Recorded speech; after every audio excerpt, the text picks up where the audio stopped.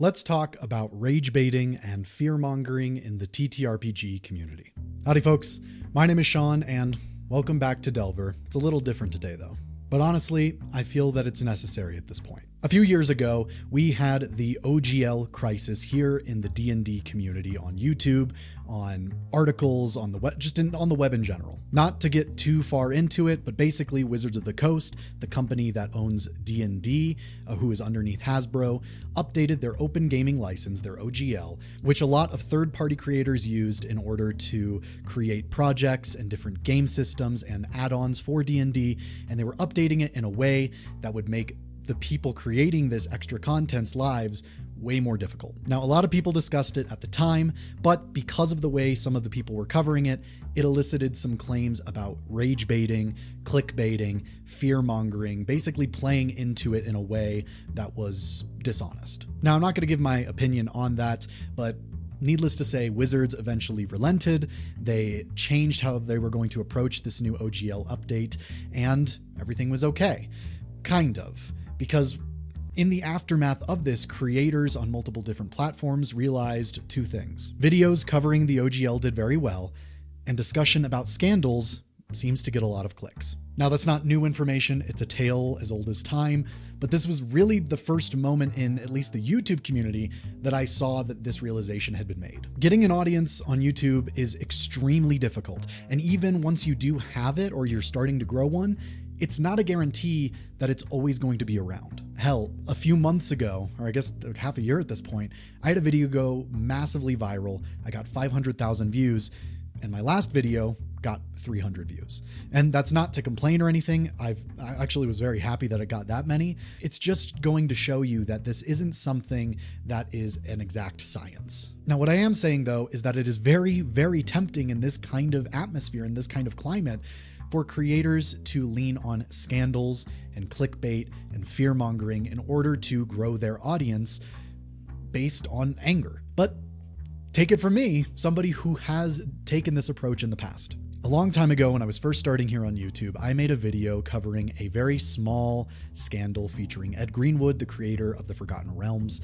And to be honest, I'm not going to get into it, I'm not going to rehash it, but it wasn't actually a scandal. To me at the time, I thought I was being a good reporter. I thought I was covering news and I was keeping everyone informed. But what I was actually doing, now that I look back on it, is I was taking a very small topic, I was blowing it up to a disproportionate size, and then I was covering it in order to elicit people to click on it, because who wouldn't want to click on a scandal featuring somebody so prominent in the community? What I was doing is I was poisoning the well. And I think I realized it at the time, but I was kind of in this cocoon of, well, no, I'm covering news. I'm covering something that did happen, and I'm covering it in a fair and unbiased way. But just the existence of that video itself was proving that that was false. Using hyperbole to get people to click on your video is totally fine. But when it reaches the point of outright lying, I think we have an issue. In recent months, and maybe about a year or so, I have seen a lot of videos talking about the D&D drama or scandal gets bigger, or the Critical Role drama gets way, way worse. And it has people like this on the, or like gasping on the thumbnail. And when I finally click on that video, it's 15 minutes of pretty subpar, bland news coverage with a little bit of light commentary. It has nothing to do with a scandal or a crisis.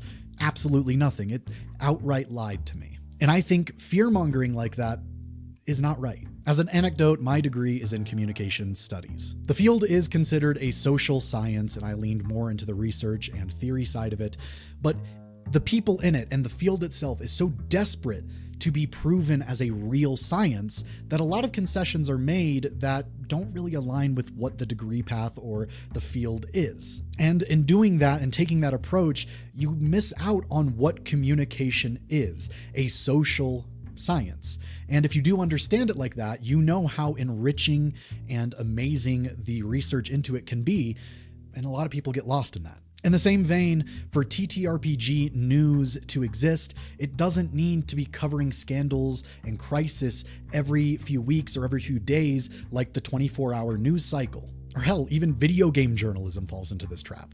And it's not a great way to validate this form of content for this industry. And just so you know, I used to work in print and digital journalism. My minor is in journalism, and I feel like I have the authority or the experience to say this. When you enrich your community, yeah, you're gonna get less views. But if you do this path, if you take the approach of enriching and growing the community, you're gonna feel a lot more fulfilled, even if the view count's a little smaller. Now, that's not saying don't cover dramas or scandal, but I don't think you should get to the point where you are outright lying in order for people to click on your video and watch a 15-minute video that doesn't really cover anything you talk about. In fact, if you did stuff like this in the news world, you would immediately get blacklisted from most major publications. At the end of the day, I just want to ask the people that do this, what do they think they are doing with the community when they put out content like this?